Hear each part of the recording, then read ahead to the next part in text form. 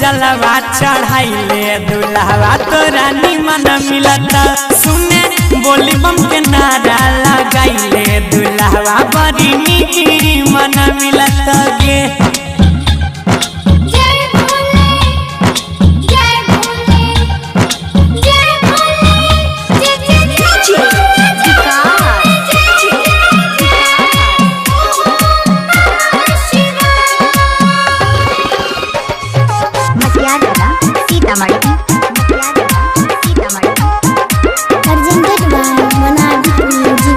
मौका पर मिलता है एक साल बाद के बाबा बुराई देता मन के मुराद के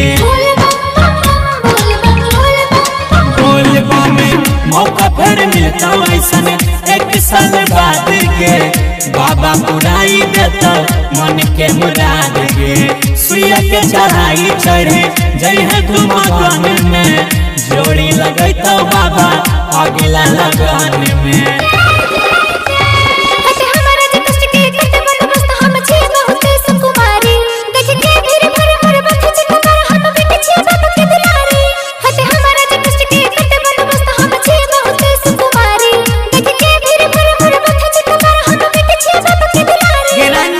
भोला जी पे जलवा चढ़ाइले दुल्हवा बड़ी निमन मिलता सुने बोली बम के नारा लगाइले दुल्हवा बड़ी नीक मन मिलता गे।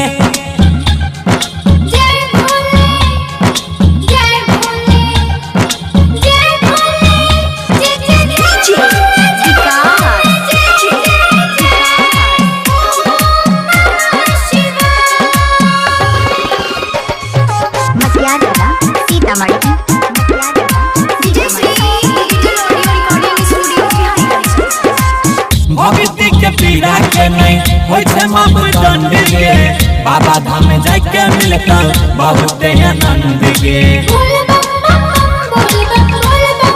बोलबा में भक्ति के पीड़ा के नहीं होय छे मापदंड गे बाबा धाम जाके मिलता बहुत आनंद गे। सावन में देवा घर के अलग नजारा है जलवा चढ़ावे खातिर जुटल जग सारा है।